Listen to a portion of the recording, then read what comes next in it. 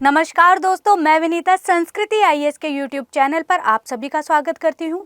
इस वीडियो में हम वर्ष 2023 के अगस्त माह में चर्चा में रहे साइंस एंड टेक के विषयों पर चर्चा करेंगे।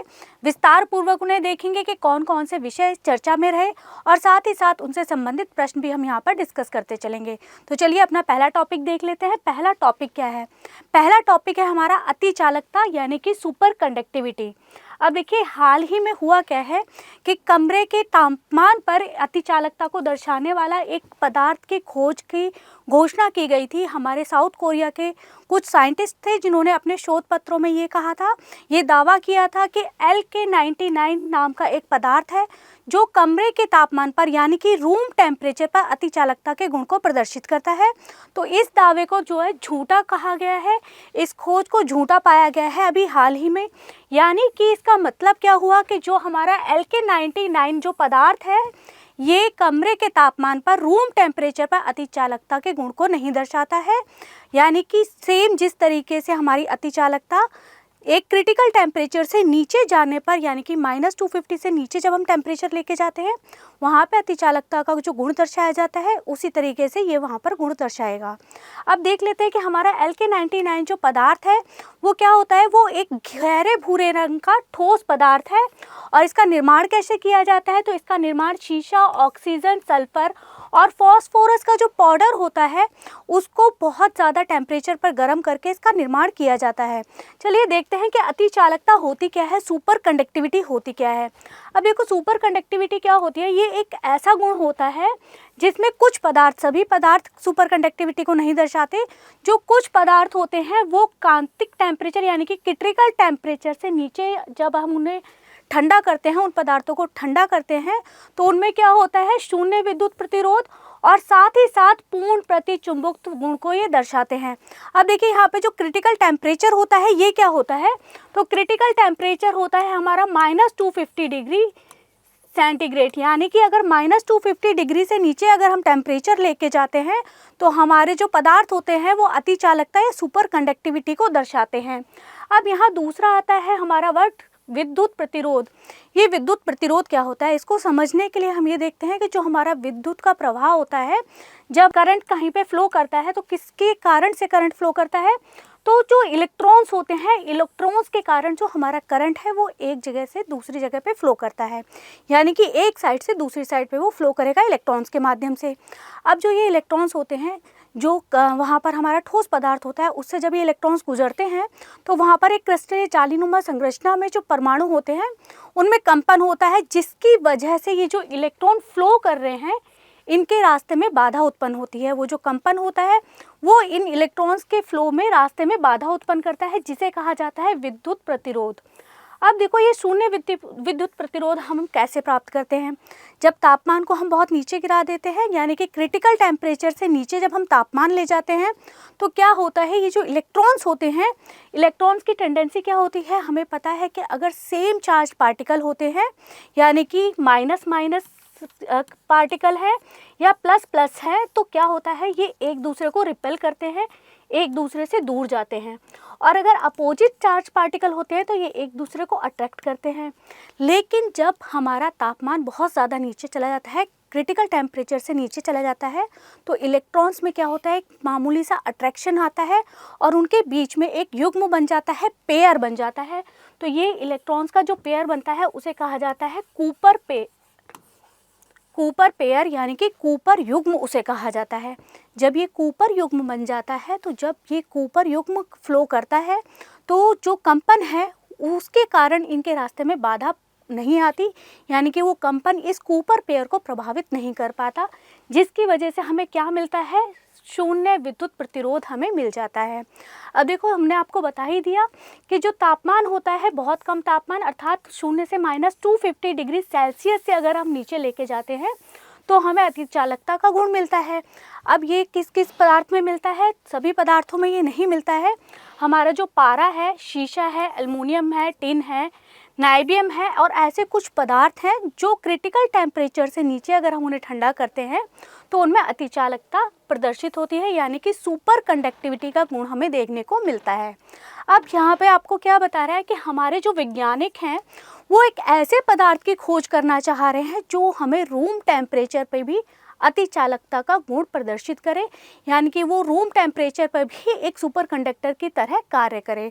अब इससे होगा क्या, इससे लाभ क्या होगा हमें कि अगर हम कोई ऐसा पदार्थ ढूंढ लेते हैं जो रूम टेम्परेचर पे सुपर कंडक्टिविटी के गुणों को दर्शाता है, तो उससे लाभ हमें क्या क्या होगा। पहला तो हमें जो ग्रिड के ज़रिए हम उच्च दक्षता और कम खर्च में विद्युत ट्रांसमिशन कर पाएंगे, जिससे हमारी जो ऊर्जा की लागत है वो कम हो जाएगी। दूसरा क्या होगा कि हम बेहतर इमेज रिजोल्यूशन और तेज़ी से स्क्रीनिंग करने वाले उन्नत MRI प्रौद्योगिकी को संभव कर पाएंगे, जिससे जो हमारे रोगी हैं, जो हमारे मरीज हैं, पेशेंट हैं, उन्हें सटीक निदान और उपचार मिल सकेगा। साथ ही साथ हम जो है कुशल और कम ऊर्जा खपत वाले जो हमारे सुपर कंप्यूटर्स हैं उनका निर्माण कर पाएंगे और नवीनीकरणीय ऊर्जा के स्रोत के मामले में जो इंटरमिटेंसी की समस्याएं उत्पन्न होती हैं उनका समाधान हमारा हो पाएगा। ये तो हमारा होगा कि अगर हम रूम टेम्परेचर पर, कमरे के तापमान पर अति चालकता के गुण वाला कोई भी पदार्थ खोज लेते हैं तो उससे हमें ये लाभ होंगे। अब देखिए, जो अति चालकता की खोज जो की थी वो सबसे पहले 1911 में, यानी कि 1911 में इसकी खोज की गई थी। और किस साइंटिस्ट ने इसकी खोज करी थी, तो हेइके कामेरलिंग ओन्स ने इसकी खोज करी थी। और इसी खोज के लिए ओन्स को जो है 1913 में, सन 1913 में नोबेल प्राइज़ मिला था फिजिक्स के क्षेत्र में, यानी कि भौतिकी के क्षेत्र में इन्हें 1913 में नोबेल प्राइज़ मिला था। अगर हम आपको बताएं तो सुपर कंडक्टिविटी में अनुसंधान के लिए अब तक 5 नोबेल प्राइज़ दिए जा चुके हैं भौतिकी के क्षेत्र में।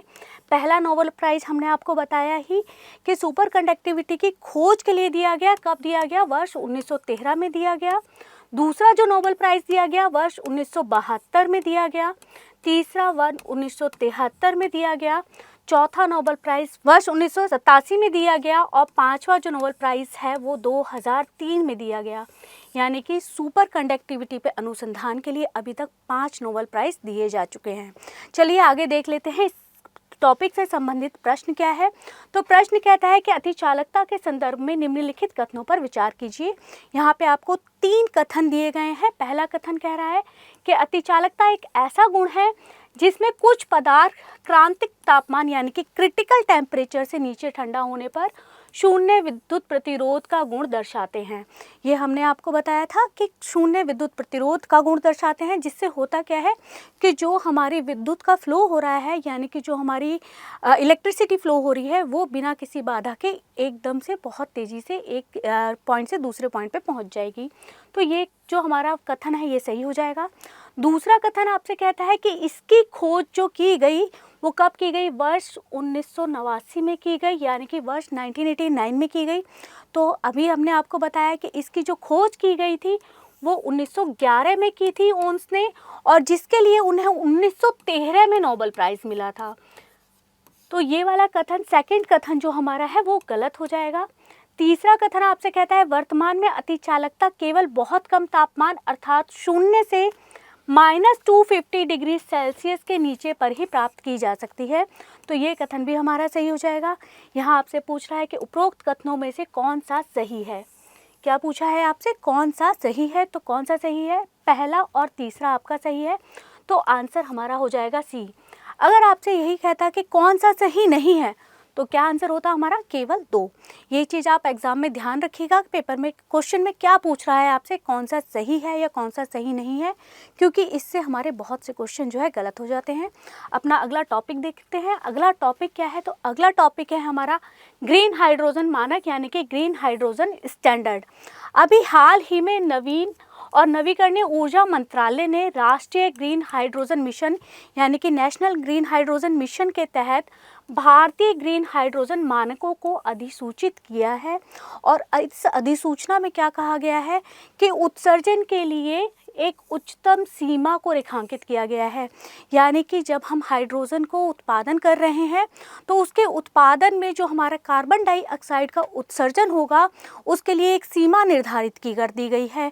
और ये सीमा क्या है? तो ये सीमा हमारी है कि 1 किलोग्राम हाइड्रोजन पे, यानी कि प्रति किलोग्राम हाइड्रोजन पे जो उत्सर्जन होगा वो हमारा कितना होगा? 2 किलोग्राम कार्बन डाइऑक्साइड।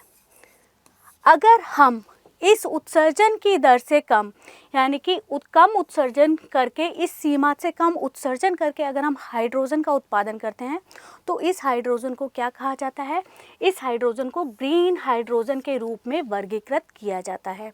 चलिए आगे देखते हैं, आगे क्या बता रहा है। तो जो हमारा ऊर्जा दक्षता ब्यूरो है, ये क्या करता है? ग्रीन हाइड्रोजन उत्पादन और परियोजनाओं की निगरानी करेगा और साथ ही साथ इसके सत्यापन और प्रमाणन के लिए जो एजेंसियां हैं उनको मान्यता प्रदान करेगा।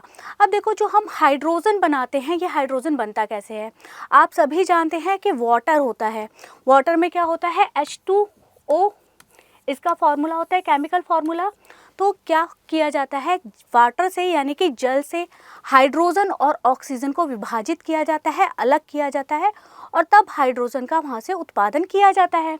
अब इस हाइड्रोजन के उत्पादन में अगर हम नवीकरणीय ऊर्जा का उपयोग कर रहे हैं और जो हमारी उत्सर्जन की दर है वो कम है, वो कम कब होगी? जब हम नवीकरणीय ऊर्जा का प्रयोग करेंगे तो उसे क्या कहा जाएगा? उसे ग्रीन हाइड्रोजन कहा जाएगा। और इसके उत्पादन में हम किसका? इलेक्ट्रोलाइसिस और बायोमास कन्वर्जन या बायोमास रूपांतरण के माध्यम से हम इसका उत्पादन करते हैं। ये जो है बायोमास रूपांतरण या बायोमास कन्वर्जन क्या होता है? ये प्रक्रिया में क्या किया जाता है? ये ऐसी प्रक्रिया होती है जिसमें हमारा जो हाइड्रोजन है और बायोमास जो है वो दोनों साथ साथ उत्पादित होते हैं। इन दोनों का उत्पादन जो है साथ साथ होता है। चलिए आगे देख लेते हैं कि इससे, ये जो हमारा पूरा राष्ट्रीय ग्रीन हाइड्रोजन मिशन है, इससे क्या उद्देश्य है? इसका उद्देश्य क्या है? इसका उद्देश्य है कि भारत को ग्रीन हाइड्रोजन और इसके जो बाय प्रोडक्ट्स होते हैं उसके उत्पादन, उपयोग और निर्यात के लिए वैश्विक केंद्र के रूप में स्थापित करना। यानी कि भारत को एक वैश्विक केंद्र के रूप में स्थापित करना चाहता है ग्रीन हाइड्रोजन और उसके बाय प्रोडक्ट के उत्पादन में। चलिए इससे संबंधित हम प्रश्न देख लेते हैं। प्रश्न क्या कहता है? प्रश्न कहता है, निम्नलिखित कथनों पर विचार कीजिए। पहला कथन आपसे कह रहा है कि नवीन और नवीकरणीय ऊर्जा मंत्रालय ने राष्ट्रीय ग्रीन हाइड्रोजन मिशन यानी कि नेशनल ग्रीन हाइड्रोजन मिशन के तहत उत्सर्जन की एक उच्चतम सीमा निर्धारित की है। तो हमने अभी जैसे चर्चा करी कि एक उत्सर्जन की एक उच्चतम सीमा निर्धारित की गई है, जो कितनी है? पर किलोग्राम हाइड्रोजन पे 2 किलोग्राम कार्बन डाइऑक्साइड। तो ये हमारा सही हो जाएगा। दूसरा कथन आपसे कह रहा है, इस सीमा से अधिक उत्सर्जन करके उत्पादित जो हाइड्रोजन होता है उसको ग्रीन हाइड्रोजन कहा जाता है। जैसा कि हमने आपको बताया था कि ज़्यादा उत्सर्जन करके नहीं, सीमा से अधिक नहीं, जो हमने सीमा निर्धारित करी है उससे अधिक नहीं बल्कि कम उत्सर्जन करके जो हाइड्रोजन हम उत्पादित करेंगे उसे कहा जाएगा ग्रीन हाइड्रोजन। तो सेकंड जो हमारा कथन है ये हमारा गलत हो जाएगा। यहाँ पे आपसे क्या पूछ रहा है? उपरोक्त कथनों में से कौन सा सही नहीं है? क्या पूछा है? कौन सा सही नहीं है? तो कौन सा सही नहीं है? हमारा कथन 2 सही नहीं है, यानी कि आंसर क्या हो जाएगा? हमारा बी आंसर हो जाएगा। अपना अगला टॉपिक देखते हैं। अगला टॉपिक क्या है? तो अगला टॉपिक हमारा है फिंगर मिनूशिया रिकॉर्ड और फिंगर इमेजिंग रिकॉर्ड। आपको नाम से ही समझ आ रहा होगा कि कहीं ना कहीं ये हमारी फिंगर से संबंधित है, हमारी उंगली से संबंधित है। जो हमारा भारतीय विशिष्ट पहचान प्राधिकरण है यानी कि जो उड़ई है, उसने आधार सक्षम भुगतान प्रणाली में जो धोखाधड़ी हो रही थी उसे रोकने के लिए फिंगर मिनूशिया रिकॉर्ड और फिंगर इमेजिंग रिकॉर्ड का उपयोग करना शुरू करा है। ये एक पद्धति है जो आर्टिफिशियल इंटेलिजेंस, मशीन लर्निंग पर आधारित एक उपकरण है। इसमें किया क्या जाता है कि आपकी जो फिंगर स्कैनिंग है उसकी जो है वास्तविकता की जांच की जाती है कि जो आपकी फिंगर स्कैनिंग दिखाई जा रही है वो वास्तविक है या नहीं। तो उसके लिए क्या किया जाएगा कि ऐसा तो नहीं है कि आपकी फिंगर स्कैनिंग का कोई क्लोन बनाया गया है, तो ये क्या करेगा कि आपकी वास्तविकता की जांच करेगा और साथ ही साथ क्लोन किए गए जो फिंगरप्रिंट हैं उनका पता लगाएगा किस तरीके से आपकी उंगली के सूक्ष्म विवरण से और आपके उंगली के चित्र दोनों का संयोजन के उपयोग करके ये जो हमारा क्लोन करके जो फिंगरप्रिंट बनाया गया है उसका पता लगाएगा। तो चलिए इससे संबंधित प्रश्न देख लेते हैं। प्रश्न क्या कहता है? प्रश्न कहता है आपका निम्नलिखित कथनों पर विचार कीजिए। 2 कथन यहाँ पर आपको दिए गए हैं। पहला कथन है भारतीय विशिष्ट पहचान प्राधिकरण यानी उड़ई ने FMR FIR पद्धति का उपयोग शुरू किया है। तो ये बिल्कुल सही है। किस लिए इसे यूज किया गया है? तो आधार के में जो धोखाधड़ी हो रही थी उसे रोकने के लिए इसका प्रयोग किया जा रहा है। इससे क्या किया जा रहा है, आधार सूक्ष्म भुगतान प्रणाली में धोखाधड़ी को रोका जा सकेगा। तो यह भी हमारा सही है। ये पूछ रहा है आपसे उपरोक्त में से कौन सा कथन सही है, तो 1 और 2 दोनों सही हैं, तो हमारा आंसर क्या हो जाएगा, सी हमारा आंसर हो जाएगा। चलिए अपना अगला टॉपिक देख लेते हैं। अगला टॉपिक क्या है, तो अगला टॉपिक है हमारा कम तीखी गंध वाली सरसों। आप लोगों ने घर में जब आप मस्टर्ड ऑयल यूज़ करते हैं, यानी कि सरसों का तेल जब आप यूज़ करते हैं, तो आपको उसमें एक बहुत तीखी सी महक आती है। तो उसी महक को कम करने के लिए एक सरसों का उत्पादन किया गया है, सरसों बनाई गई है। ये किसने, भारतीय शोधकर्ताओं ने जीनोम एडिटिंग तकनीक का उपयोग करके कम तीखी सरसों बनाई है। अब ये जो सरसों है ये बनाई कैसे गई है, तो ये सरसों की किस्म का उत्पादन किससे किया गया है, CRISPR CAS9 तकनीक का उपयोग करके इसका विकास किया गया है। और भारत में जो हमारी एक सबसे अच्छी किस्म होती है सरसों की, वरुणा, तो क्या किया गया है यहाँ पे, जो हमारी वरुणा, जो हमारी सरसों की किस्म है उसके जीन की एडिटिंग करके इस नई जो सरसों की किस्म है जो कि कम तीखी गंध वाली होगी, इसको उत्पादित किया गया है, विकसित किया गया है। इसकी गंध जो है तीखी क्यों नहीं होगी, तीखी कम क्यों होगी, क्योंकि जो हमारी सरसों होती है उसमें एक तत्व होता है जो उसकी जो गंध होती है उसके लिए उत्तरदायी होता है, और वो कौन सा होता है, तो ग्लूकोसिनोलेट नाम का एक तत्व होता है, जो अगर कम मात्रा में होगा तो जो हमारी सरसों है उसकी गंध कम होगी। तो चलिए आगे देखते हैं कि ये जो हमारा ग्लूकोसिनोलेट होता है ये होता क्या है। ये सल्फर और नाइट्रोजन युक्त एक यौगिक होता है जो हमारी सरसों में एक विशिष्ट तरह की तीखी गंध प्रदान करता है। ये पौधों में रोगजनक का कार्य करता है, और इसकी इसी तीखी गंध के कारण क्या होता है, जो जानवर होते हैं वो इसे नहीं खाते हैं आसानी से, और जानवरों से भी ये जो है फसल का बचाव करता है। अब ये जो ग्लूकोसिनोलेट होता है ये क्या उच्च स्तर पर सरसों को क्या करता है, एक तो उसे बेस्वाद कर देता है।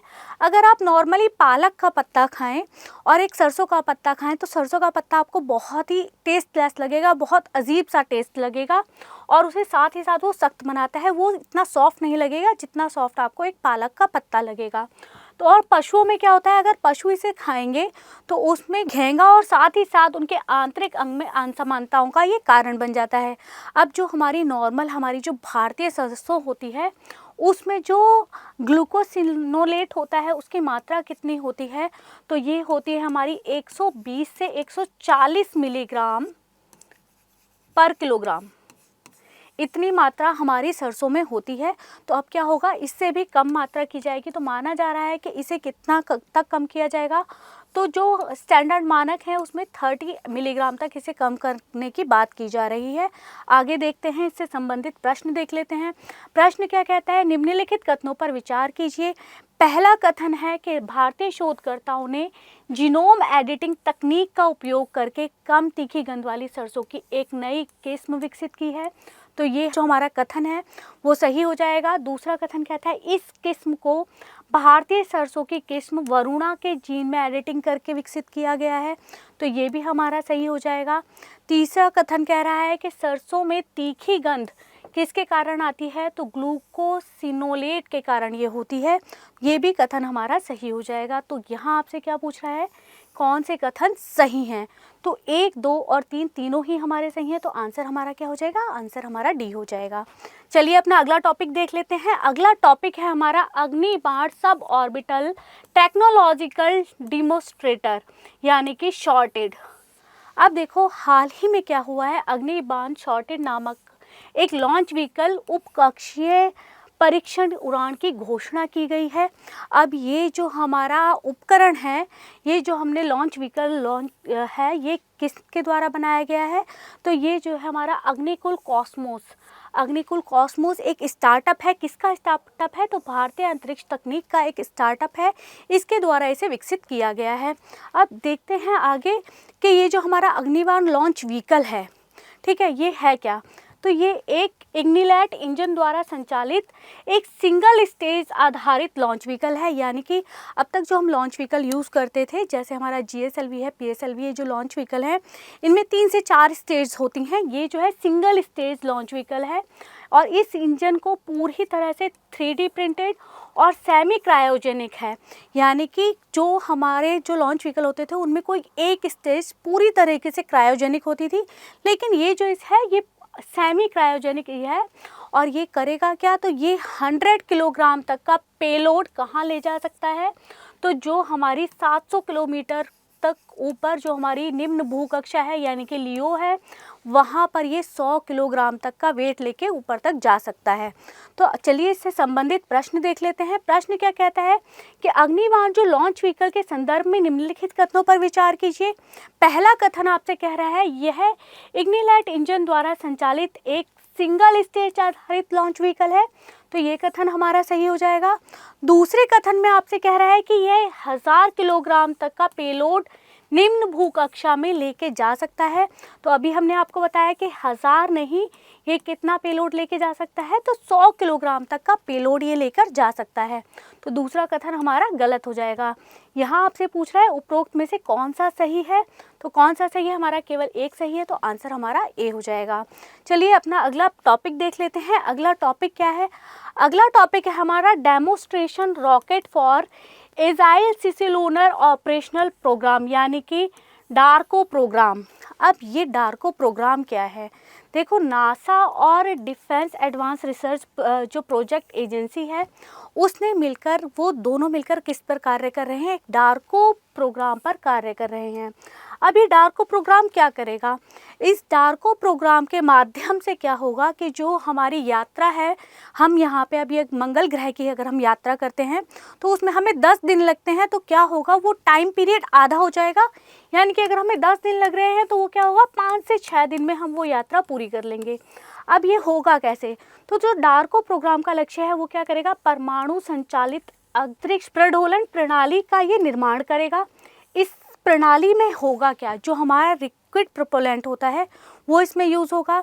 अब यहाँ पर क्या जाएगा, जो रिएक्टर है, रिएक्टर की जो हीट है उसका ट्रांसफ़र कहाँ किया जाएगा, जहाँ पे हमारा लिक्विड प्रोपेलेंट है वहाँ पर उसका ट्रांसफ़र किया जाएगा। अब जब हीट का ट्रांसफ़र होगा यानी कि ऊष्मा का स्थानांतरण होगा, तो जो लिक्विड है वो गैस में परिवर्तित हो जाएगा, यानी कि लिक्विड गैस में चेंज हो जाएगा, और ये गैस एक नोज़ल के माध्यम से फैलकर अंतरिक्ष में जो यान है उसकी स्पीड को बढ़ा देगी, यानी कि उसकी को गति प्रदान करेगी। उसकी गति जो पहले जो भी थी, मान लीजिए पहले 100 की गति से उड़ रहा था, तो वह 150-160 की गति से वो उड़ पाएगा, तो उसकी गति बढ़ा देगा। तो उसकी वजह से क्या होगा, जो हम ग्रह पे यात्रा कर रहे हैं उसका टाइम ड्यूरेशन कम हो जाएगा। इसमें यूज़ क्या कर रहे हैं हम, इसमें यूरेनियम का यूज़ कर रहे हैं, जो हमारा कम संवर्धित रूप होता है यूरेनियम का, उसे हम यहाँ पर यूज़ कर रहे हैं।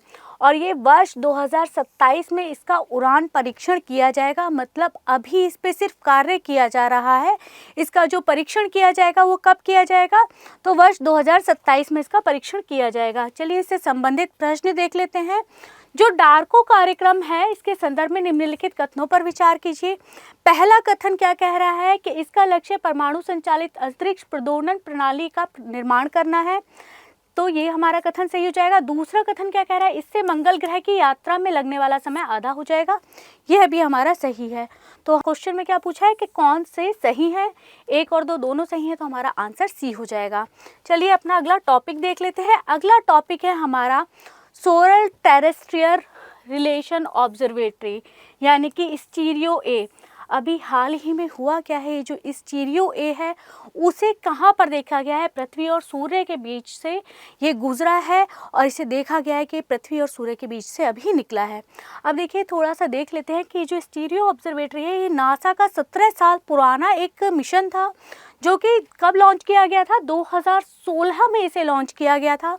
और इसे किस लिए लॉन्च किया गया था, इसे लॉन्च किया गया था कि सूर्य का जो कोरोनल मास इजेक्शन होता है उसे समझने में मदद मिले, जिससे होगा क्या कि सूर्य से पृथ्वी की ओर होने वाले जो ऊर्जा और पदार्थ का प्रवाह है, यानी कि सूर्य से पृथ्वी की ओर जो भी पदार्थ और ऊर्जा आ रही हैं, जो किसकी वजह से आ रही हैं, जो सूर्य में कोरोनल मास इजेक्शन हुआ है उसकी वजह से आ रहे हैं, तो उसके बारे में हम पता लगा सकें। अब इसने वर्ष 2007 में पहली बार क्या करा था, जो हमारा सूर्य है उसका 3D मानचित्रण करा था, 3D अवलोकन करा था और उसके बारे में बताया था। चलिए इससे संबंधित प्रश्न देख लेते हैं। प्रश्न क्या कहता है? प्रश्न कहता है सोलर टेरेस्ट्रियल रिलेशन ऑब्जर्वेटरी स्पेक्ट्रोक्राफ्ट जो है, इसके संदर्भ में निम्नलिखित कथनों पर विचार कीजिए। इसे हाल ही में पृथ्वी और सूर्य के बीच से ये गुजरा है, तो ये हमारा सही हो जाएगा। और ये किसका जो है मिशन है? ये मिशन किसका था? नासा का मिशन है। ये सूर्य से पृथ्वी की ओर लाने वाले ऊर्जा पदार्थ के प्रवाह का पता लगाता है, ये भी हमारा सही है।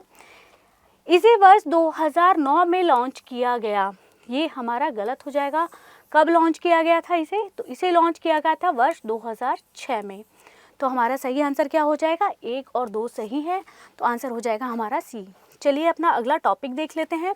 अगला टॉपिक है हमारा निराक्षी। निराक्षी का अर्थ क्या होता है? निराक्षी का अर्थ होता है पानी में आग, यानी कि पानी के नीचे की चीज़ों के बारे में हम पता लगा सकते हैं, पानी में एक तरीके से देख सकते हैं। तो भारत ने अपनी तरह का पहला ऑटोनोमस अंडर वाटर व्हीकल निराक्षी अभी लॉन्च किया है। और ये निराक्षी यहाँ पर आप देख ही रहे हैं इसका फिगर, ये क्या है? सिलेंड्रिकल एक व्हीकल है जिसका जो लंबाई है वो कितनी है? ये जो लंबाई है ये है इसकी 2.1 मीटर और ये मानव रहित वाहन है। और इसका जो व्यास है, यानी कि ये जो इसका व्यास है वो कितना है? 1 फुट इसका व्यास है। इसका जो वेट है, इसका वेट 45 kg के करीब इसका वेट है। तो ये हमने बताया आपको निराक्षी के बारे में। अब देखिए निराक्षी है क्या? निराक्षी का निर्माण किसके द्वारा किया गया है? तो निराक्षी जो है गार्डन रिच शिप बिल्डर्स और इंजीनियर्स लिमिटेड ने एरोस्पेस इंजीनियरिंग प्राइवेट लिमिटेड के साथ मिलकर उसके सहयोग से जो है निराक्षी को विकसित किया है। और ये कार्य क्या करेगा? ये खदानों का पता लगाएगा, खदानों को बंद करने में, यानी कि खदानों का निदान करने में ये कार्य करेगा और साथ ही साथ जल के नीचे ये निरीक्षण कर पाएगा। अब ये कितनी देर तक जल के नीचे रह पाएगा? तो ये 4 घंटे तक जल के अंदर रह पाएगा। और कितनी नीचे तक रह पाएगा? तो 300 मीटर की गहराई तक ये जा सकता है, 300 मीटर की गहराई तक ये अपना कार्य कर सकता है। अभी इसे वाणिज्यिक रूप से जो है अभी इसे वाणिज्यिक तौर पे लॉन्च नहीं किया गया है। ऐसा कहा जा रहा है कि वाणिज्यिक तौर पे लॉन्च करने से पहले इसे जो भारतीय सेना है और तट रक्षा बल है उसके कुछ परीक्षणों से गुजरना होगा। चलिए अपना इससे संबंधित प्रश्न देख लेते हैं। प्रश्न क्या कहता है? निराक्षी के संदर्भ में निम्नलिखित कथनों पर विचार कीजिए। पहला कथन कह रहा है इसे गार्डन रिच शिप बिल्डर्स और इंजीनियर्स लिमिटेड ने एरोस्पेस इंजीनियरिंग प्राइवेट लिमिटेड के सहयोग से विकसित किया है, ये हमारा सही हो जाएगा। दूसरा कथन आपसे कह रहा है इसका उपयोग किसके लिए किया जा रहा है? तो खदान का पता लगाने के लिए, खदानों को बंद करने के लिए, यानी कि उनका निदान करने के लिए और जल के नीचे सर्वेक्षण करने के लिए इसको तैयार किया गया है, तो ये हमारा सही हो जाएगा। ये पानी के अंदर कितनी देर तक रह सकता है? तो ये पानी के अंदर 4 घंटे तक रह सकता है, ये भी कथन हमारा सही है। यहाँ क्या पूछ रहा है? कौन से कथन सही हैं? तो 1, 2, 3 तीनों सही हैं। हमारा आंसर क्या हो जाएगा? आंसर हमारा डी हो जाएगा। चलिए अपना अगला टॉपिक देख लेते हैं। अगला टॉपिक क्या है? अगला टॉपिक है हमारा फार्मा मेडटेक क्षेत्र में अनुसंधान एवं नवाचार को प्रोत्साहन, यानी कि PRIP योजना। अभी हाल ही में हमारा जो रसायन और उर्वरक मंत्रालय है उसने PRIP योजना को अधिसूचित किया है। अब इस योजना के थ्रू किया क्या गया है? इस योजना का उद्देश्य क्या है? इस योजना में कुछ प्राथमिक क्षेत्र निर्धारित किए गए हैं, वो तकरीबन 6 प्राथमिक क्षेत्र हैं जिनके बारे में हम आपको आगे बताएंगे। इन प्राथमिक क्षेत्रकों में अनुसंधान एवं विकास के लिए उद्योग और शिक्षा जगत में संपर्क को ये बढ़ावा देगा। इस योजना की अवधि कितनी है? तो इस योजना की जो अवधि है वो 5 वर्ष की है। वर्ष 2023-24 से लेकर 27-28 तक इसकी अवधि है। इसमें भारत की कोई भी पंजीकृत कंपनी हो वो इसके लिए पात्र होगी, वो यहाँ पर कार्य कर सकेगी। और फार्मास्यूटिकल सचिव की अध्यक्षता में गठित एक समिति द्वारा परियोजना मूल्यांकन और अनुमोदन किया जाएगा। साथ ही साथ जो हमारे नीति आयोग के CEO हैं उनके अध्यक्षता में एक अधिकार प्राप्त समिति के द्वारा इसकी निगरानी और मूल्यांकन किया जाएगा। अब देखो ये जो योजना है, इस योजना के 2 घटक हैं, जिनमें से पहला क्या है? अनुसंधान अवसंरचना को मजबूत करना। इस संरचना को मजबूत कैसे किया जाएगा? तो यह कार्य राष्ट्रीय औषधि शिक्षा अनुसंधान संस्थान में उत्कृष्ट केंद्र का स्थापना करके इसे पूरा किया जाएगा। और ये जो औषध क्षेत्र में उच्चतर शिक्षा और उच्च स्तरीय अनुसंधान के लिए जो यहाँ पर हम बता रहे हैं नीपर्स, ये 7 नीपर्स को क्या किया जाएगा, राष्ट्रीय महत्व संस्थान के रूप में स्थापित कर दिया जाएगा। अब इसका दूसरा घटक देख लेते हैं। जैसा हमने स्टार्टिंग में आपको बताया था कि प्राथमिक क्षेत्रक हैं, यानी कि 6 प्राथमिक क्षेत्रक हैं। ये 6 प्राथमिक क्षेत्रकों को फार्मा मेडटेक क्षेत्रक के अनुसंधान को बढ़ावा देना है इनमें। अब ये क्षेत्रक कौन कौन से हैं, नए रासायनिक जैविक संस्थान और फाइटो फार्मास्यूटिकल्स। दूसरा क्या है, जटिल जेनरिक और बायो सिमिलर। तीसरा है हमारा परिशुद्ध चिकित्सा। चौथा है चिकित्सा उपकरण। पांचवा है आफ्रन ड्रग्स। और छठा है हमारा रोगाणुरोधी प्रतिरोध के लिए दवा का विकास। ये हमने देखा PRIP के बारे में। चलिए इससे संबंधित प्रश्न देख लेते हैं। PRIP योजना के संदर्भ में निम्नलिखित कथनों पर विचार कीजिए। इसे शिक्षा मंत्रालय द्वारा शुरू किया गया है। आपको बता दें कि इसे शिक्षा मंत्रालय द्वारा शुरू नहीं किया गया था, तो ये हमारा जो ऑप्शन है ये गलत हो जाएगा। ये जो हमारा कथन है ये गलत हो जाएगा। दूसरा हमारा क्या कह रहा है कि इसका उद्देश्य प्राथमिकता वाले क्षेत्रकों में अनुसंधान और विकास के लिए उद्योग और शिक्षा जगत के संपर्क को बढ़ावा देना है, तो ये कथन हमारा सही हो जाएगा। तीसरा कथन आपसे कह रहा है इस योजना की अवधि 5 वर्ष की है। कब से, 2023-24 से 27-28 तक है, तो ये भी हमारा सही हो जाएगा। नीचे बोला है कौन सा सही है कथन, तो हमारा पहला गलत है, दूसरा और तीसरा हमारा कथन सही है, तो आंसर हमारा हो जाएगा बी। चलिए अपना अगला टॉपिक देख लेते हैं। अगला टॉपिक है हमारा G20 महामारी कोष, यानी कि G20 पैंडेमिक फंड। अभी हाल ही में जो हमारा पशुपालन और डेयरी विभाग है उसको G20 महामारी फंड कोष से 25 मिलियन अमेरिकी डॉलर का अनुदान प्रदान किया गया है। इस कोष से महामारी से निपटने के लिए तैयार और प्रक्रिया हेतु भारत में जो पशु स्वास्थ्य सुरक्षा है उसे सुदृढ़ीकरण मिलेगा। ऐसी जो पहल हमारी भारत द्वारा की गई है उसमें हमें मदद मिलेगी। तो इससे होगा क्या, जो हमारी भारत की पशु स्वास्थ्य प्रणाली है वो मजबूत हो जाएगी, उसे मजबूत किया जा सकेगा। चलिए आगे देखते हैं कि ये G20 महामारी कोष यानी कि पैंडेमिक फंड क्या है। इसे वर्ष 2022 में इंडोनेशिया की अध्यक्षता में जब G20 हुआ था तब इसे 1.4 बिलियन डॉलर का एक कोष का गठन किया गया था।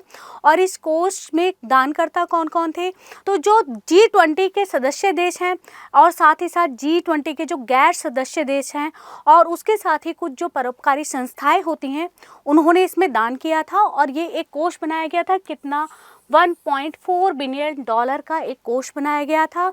और इसका लक्ष्य क्या था कि भविष्य में किसी भी संभावित वैश्विक महामारी से निपटने के लिए महत्वपूर्ण निवेशों के लिए वित्त पोषण करना, ये इसका जो है एक बहुत बड़ा लक्ष्य था। चलिए इससे संबंधित प्रश्न देख लेते हैं। निम्नलिखित कथनों पर विचार कीजिए। पहला कथन क्या कह रहा है, तो पहला कथन कह रहा है हाल ही में पशुपालन और डेयरी विभाग को G20 महामारी कोष के तहत 25 मिलियन अमेरिकी डॉलर का अनुदान प्रदान किया गया है, तो ये हमारा सही हो जाएगा। दूसरा कथन क्या कह रहा है कि G20 महामारी कोष का गठन 2023 में भारत की अध्यक्षता में जो G20 हुई थी उसके अधीन किया गया था। तो आपको हमने अभी बताया कि ये G20 के 2022 में जो इंडोनेशिया की अध्यक्षता में जो हमारी G20 की बैठक हुई थी उसके अधीन इस फंड को बनाया गया था, इस फंड का गठन किया गया था। और कितने का फंड था, तो ये 1.4 बिलियन डॉलर का ये फंड है, बिलियन डॉलर का फंड है। तो यहाँ पर क्या हो जाएगा, यहाँ पे क्या पूछ रहा है कि कौन सा कथन सही नहीं है। पहला कथन हमारा सही है, दूसरा गलत है, तो आंसर क्या हो जाएगा, केवल बी, यानी कि केवल 2 बी हमारा आंसर हो जाएगा। तो आज की वीडियो में इतना ही। आज हमने क्या किया है, आज हमने वर्ष 2023 के अगस्त के सारे जो साइंस एंड टेक के मुद्दे थे उन पर यहाँ पे हमने चर्चा करी है। अगली वीडियो में हम सितंबर मंथ के जितने भी साइंस एंड टेक के इम्पॉर्टेंट टॉपिक्स हैं उन पर चर्चा करेंगे। तब तक के लिए धन्यवाद।